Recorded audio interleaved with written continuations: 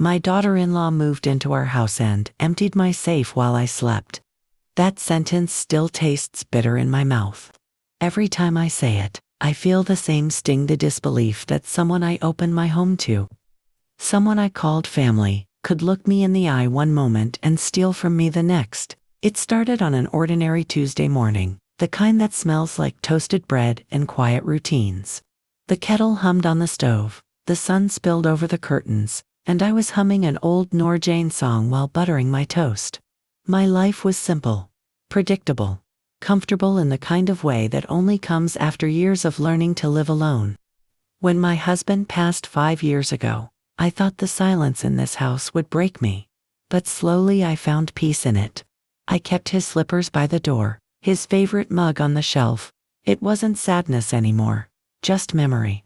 My son Adnan visited on weekends. He'd sit across from me, tall and handsome like his father, telling me about his new job, the pressure, the late nights. He was all I had left, and I loved him with a kind of fierce gentleness only mothers understand. Then one afternoon, he arrived with a smile that looked nervous and a woman by his side. "Amy," he said, "this is Sarah, my wife." Not fiancé, not girlfriend, wife. My heart stopped for a moment. I looked at the young woman beside him, slender, hair pinned neatly, eyes sharp like they'd seen the world, and were unimpressed. She gave me a small, polite smile, the kind that hides more than it shows. "You didn't even tell me you were getting married," I managed, trying to keep my voice soft. "It was quick, Amy, small ceremony. You know how things are," he mumbled. Sarah stepped forward. "I know this is sudden, Amaji," she said, "but I'm hoping you'll give me a chance." Her tone was sweet enough, but something about her eyes, restless, darting, made me pause. Still, I welcomed her. What else could a mother do? My son had chosen his partner. I swallowed the hurt, the shock, and I smiled. "Of course, this is your home too now." And just like that, everything began to change. The first few weeks were peaceful, mostly. Sarah was polite. She offered to help in the kitchen, though her hands were quick and mechanical. Not like someone who knew the rhythm of a home. Adnan spent longer hours at work, and Sarah spent her days in her room, scrolling on her phone or ordering things online that arrived in boxes stacked by the door. I tried to be patient. Maybe she needed time to adjust. Maybe I was being old-fashioned. But small things began to unsettle me. She'd lock her room when she went out. She'd whisper on the phone at night in English so fast I could barely catch a word. And she asked strange questions. "Amiji, where do you keep your jewelry? I could polish it for you. Amaji, do you still get rent from that small property? Amaji, you trust the workers here, right?" Little questions, harmless on their own but together. They felt like fingers tracing the edges of my life. One evening, Adnan mentioned that Sarah's parents were struggling financially. "I'm helping them a bit, Amy," he said. "Just until they get back on their feet." I nodded. Families help each other, I thought. But later that night, while folding laundry, I saw Sarah on the balcony, phone pressed to her ear. "I told you I'll handle it," she hissed quietly. "Don't call me here." Her voice had none of that sweet politeness she used with me. It was cold, businesslike. I told myself I must have misheard. Suspicion is a dangerous thing. Once it settles in your chest, it eats at every moment of peace. I've always kept a small safe in my room, nothing fancy. Just a steel box tucked inside my wardrobe. It held the savings I'd built over years. Some jewelry, old documents, and emergency cash. Adnan knew about it, of course, but no one else. At least, I thought no one else did. One morning, I noticed the wardrobe door slightly open. I'm meticulous about closing it. When I checked, the safe was still there, heavy and locked. But something felt different, like the air in that corner had been disturbed. I brushed it off. Maybe I'd forgotten to close it myself. Still, a quiet unease started to grow in me. Sarah began staying up late. I'd wake up at 2 a.m. for water and see light seeping under her door. Once, I heard faint metallic clicks like coins being counted. When I asked her about it the next morning, she smiled. "Oh, that, I was watching a YouTube video on budgeting." I want to learn to save like you, Amaiji. Her charm was clever. She knew how to make flattery sound innocent. A week later, Adnan announced he'd be away on a 2-day office retreat. Sarah would stay with me. I was oddly relieved. Maybe we'd get to know each other better. The first evening without him, we ate dinner quietly. I asked about her parents, her job, her interests. She gave short answers, always turning the questions back to me. Then, when I was washing dishes, I felt her presence behind me. Amiji, you've managed this home all by yourself for years. That's admirable, she said softly. You must have saved a lot. Her tone wasn't admiration, it was calculation. That night I couldn't sleep. The ceiling fan whirred softly, but my mind replayed her words. I rose from bed, went to the wardrobe, and checked the safe. Still locked, still heavy, still fine. I told myself to stop imagining things. The next morning, I woke early, made breakfast, and went to the market. When I returned around 11, the house was silent. Sarah's door was closed. I assumed she was asleep. But then I noticed the faint smell of metal like iron heated by friction. The scent was coming from my room. My wardrobe door was open. My heart raced as I stepped closer. The safe stood slightly ajar, the lock twisted unnaturally. I froze. My hands trembled as I opened it. Half the cash was gone. Just like that, my years of trust cracked open. I remember sitting on the bed, unable to move. My mind fought to find explanations. Had Adnan needed money? Had I taken some and forgotten? But no, the lock was damaged. Someone had forced it. Sarah. I wanted to storm into her room, confront her, shout, "How could you?" But a quieter voice inside me said, "Wait, be sure." So I waited. That night, I pretended nothing was wrong. I made dinner, chatted about trivial things. She looked at me with her perfect, polite smile. And I looked back, pretending not to know that somewhere in this house, my savings were already gone. But deep inside, I was planning. I didn't sleep that night. The ticking of the wall clock grew louder with every second, filling the silence that used to comfort me. I kept replaying every tiny moment in my head, her late nights, the strange questions, the smell of metal. It all fit now, like pieces of a cruel puzzle. By dawn, my mind was clear. I wasn't going to act out of rage. I was going to act out of proof. Because if there was one thing my husband had taught me, it was this: when you accuse, be certain. So I made tea, steadied my nerves, and started planning quietly. The first step was to check the security camera by the front gate. It had been there for years, a small black dome, mostly for show, but it still recorded. I played through the previous day's footage on my phone. The morning looked normal, me leaving for the market, Sarah watering plants in the front yard. But around 10 minutes later, she disappeared from the camera's view. I fast-forwarded. About half an hour passed. Then I saw her emerge again carrying a small cloth pouch in her hand. She looked around quickly, then slipped it into her purse. My stomach sank. I didn't need to see what was inside the pouch. I already knew. Still, I told myself, maybe it wasn't mine. Maybe she was keeping something else. Maybe I was overreacting. That hope lasted less than a minute. Because when I opened the safe again, the pouch that held my old gold bangles, my wedding bangles, was gone. Those bangles weren't just metal. They were memories. My husband had given them to me on our 10th anniversary, saying, "For every year I made you laugh less than I should have." Now they were gone, taken by someone who smiled at me across dinner every night. I spent that entire day in quiet fury, but I never showed it. I cooked, cleaned, folded laundry, all while thinking of how to bring the truth to light.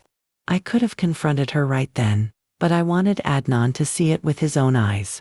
I wanted him to know what kind of woman he'd brought into our home. So I set a trap. That evening, when Sarah came into the kitchen, I pretended to be distracted while talking about something trivial. "Sarah Beta," I said casually, "I was just thinking to move some of my old jewelry into the small cupboard near the guest room. The safe's getting hard to open these days." She nodded, eyes flicking up for just a second too long. That's a good idea. Amici's safer that way. That was all I needed to hear. After she went to bed, I took a small decorative box, filled it with fake jewelry and some folded papers, and placed it in the guest room cupboard exactly as I'd said. Then I set my phone inside a stack of books on the shelf opposite, camera facing the box, recording quietly. It felt wrong, setting up a camera in my own home, but trust once broken doesn't heal easily. The next morning, I acted normal again. I went to the market like usual, stayed out for an hour longer than needed. When I came back, Sarah was sitting in the living room, hair perfectly brushed, a cup of coffee in her hand. "You were gone long today," she said casually. "Yes, I met a friend after shopping," I replied, forcing a smile. Her lips twitched just a little. A small, nervous movement she quickly hid with her cup. I went to my room, shut the door, and grabbed my phone. Hands trembling, I opened the recording. For the first 20 minutes, nothing. Just still air, soft daylight through curtains. Then movement. Sarah entered the frame, looking around quickly. She opened the cupboard, lifted the jewelry box, and peeked inside. When she saw what was there, she smiled and closed it again, slipping something small into her pocket before leaving. That was it, proof. I couldn't breathe for a moment. My throat tightened. There was something deeply painful about seeing betrayal, not just feeling it. It's one thing to suspect. It's another to watch it unfold. I didn't confront her right away. I waited for Adnan to return that evening. When he walked through the door, tired and happy to be home, I felt a strange mix of love and dread. "Adnan," I said, "can we talk?" Sarah appeared from the kitchen at that exact moment, holding a plate of cut fruit like the perfect wife. "What is it, Ami?" Adnan asked. I gestured toward the living room. "Let's sit. I need to show you something." We sat together on the sofa. My hands shook slightly as I unlocked my phone. I played the video in silence. Adnan leaned forward, confused at first, then slowly his face drained of color. Sarah froze where she stood, the fruit plate trembling in her hands. When the video ended, the only sound was the hum of the ceiling fan. Finally, I looked at her. "Would you like to explain this, Sarah?" Her eyes darted to Adnan, then to me. "That's not what it looks like," she said quickly. "I was checking because I thought someone had been stealing from you." "Enough," Adnan interrupted, his voice cracking. "Sarah, that's you in the video. What were you doing?" Her mask slipped. The sweetness, the charm, it vanished. "You don't understand," she said coldly. "I needed it. My parents needed my mother's jewelry," Adnan snapped. "While she trusted you in her home, tears welled in her eyes, but they looked practiced, deliberate. I was going to return it," she whispered. I felt a deep, hollow ache inside me. "You don't return what you steal," I said quietly. "You return what you borrow. You chose to steal." Adnan stood, pacing. He looked torn between anger and heartbreak. "Ami, I'll fix this," he said, his voice shaking. But there was nothing to fix. The damage was done not to the safe, not to the jewelry, but to the thread of trust that held us together. Sarah sat down slowly, covering her face. "I made a mistake," she murmured. "I wanted to shout. I wanted to ask her how many nights she'd sat at my table, eating my food, pretending affection, while planning to take what was mine. But instead, I said softly, 'You did more than make a mistake. You broke the one thing this house was built on.'" The next morning, I woke up to the sound of luggage zippers. Sarah was packing. Adnan stood by the door, silent. I didn't ask where she was going. I didn't need to. She paused before leaving, eyes glistening with something, maybe regret, maybe embarrassment. "I really am sorry, Amici," she whispered. I nodded once. "I hope you are, because sorry means nothing if you don't change who you are." She left without looking back. Adnan sat beside me after the door closed, head in his hands. "I didn't see it, Ami. I should have known." I put a hand on his shoulder. "Love makes us blind. I know that better than anyone." The house felt too quiet after she left. The kind of silence that hums, that makes you aware of every tick of the clock, every creak of the floorboards. For days, Adnan barely spoke. He would leave early for work and come home late, his eyes heavy, his smile forced. I tried to act normal, cooked his favorite meals, turned on the TV during dinner, even asked about his projects, but there was a heaviness that refused to lift. One night, after a long silence at the table, I said softly, "You shouldn't punish yourself for what she did." He stared at his plate. "But I brought her here, Amy. I let her in. I believed her over you once, remember?" I did remember. A few months before the theft, he had defended her when I gently suggested Sarah was getting too comfortable taking things from the house, small items, nothing expensive, but still noticeable. Back then, he'd said, "Amy, please don't judge her so quickly. She's just trying to help." And I'd stayed quiet. Because mothers do that. We swallow the little doubts to keep peace in the home. Now, I just sighed. When you love someone, you don't see their edges. You only see what you want to see. He nodded slowly, his voice breaking. "She called me last night. Said she's staying at her cousin's house in Lahore. She wants to come back, to apologize to you in person." I looked at him carefully. "And what did you say?" He hesitated. "I told her not yet. That it's not my forgiveness she needs, it's yours."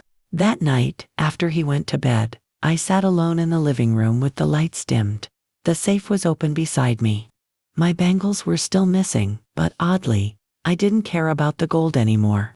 I cared about the trust. When you lose gold, you can buy more. When you lose trust, nothing replaces it. Still, something inside me wouldn't let go. Not just anger, something deeper, pity, maybe. For the girl who had everything, a husband who adored her, a home that welcomed her, yet chose greed over love. A few weeks passed. Life began to steady again. Until one afternoon, as I returned from the market, I found a small envelope on the doorstep. My name written in careful handwriting, for Imaji. I opened it with trembling fingers.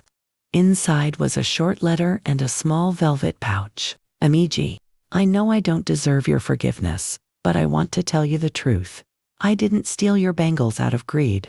I was desperate. My father's health worsened, and my brother demanded money we didn't have. I panicked. I thought I could sell the bangles and replace them later.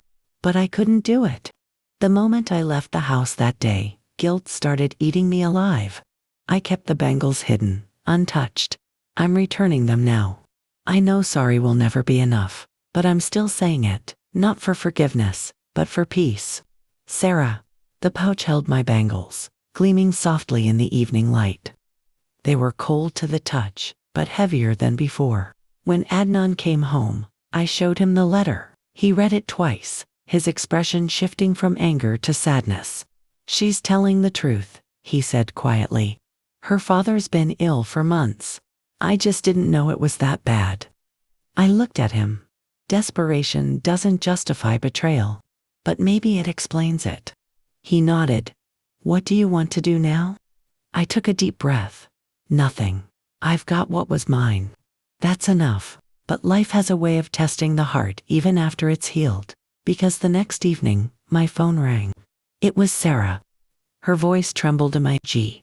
"Thank you for not going to the police. I don't expect you to forgive me, but please, can I meet you once? Just to say sorry in person." I didn't answer immediately. Part of me wanted to slam the door on the past. But another part, the mother part, couldn't ignore the sound of real remorse in her voice. "Come tomorrow at noon," I said finally. She arrived exactly on time. Dressed simply, eyes swollen as if she hadn't slept in days. When she stepped inside, I saw not the confident, cunning girl I'd once feared, but a broken woman. She knelt down, tears spilling freely. "Amiji, I ruined everything. I don't know what came over me. I loved this house. I loved you. And I still threw it all away." I looked at her for a long time, then placed my hand gently on her head. "If love is real, it survives mistakes.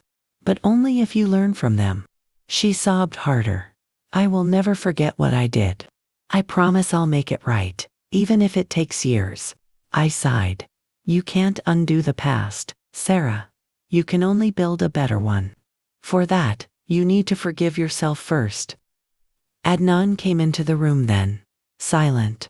His eyes softened when he saw her crying at my feet. He walked over and helped her stand. We both made mistakes, he said quietly. Let's not repeat them. For a long moment, none of us spoke. The room was filled with the sound of quiet reconciliation, something too fragile to name, too heavy to describe. After she left that day, I went to the backyard where my husband's old chair still stood. I sat there watching the evening sky burn orange and gold. If he'd been alive, he would have said, "See? Even storms pass, eventually." And maybe he was right. Because for the first time in months, I felt the air around me lighten, not because everything was perfect again, but because I'd chosen peace over bitterness. Final monologue closing narration for YouTube video. Sometimes the worst betrayals don't come from strangers. They come from those we hold closest, the ones who sit at our table, share our food, and wear our trust like jewelry. But forgiveness isn't weakness. It's wisdom. Because in the end, every heart that breaks teaches us something precious, who deserves our love, and who only borrowed it for a while.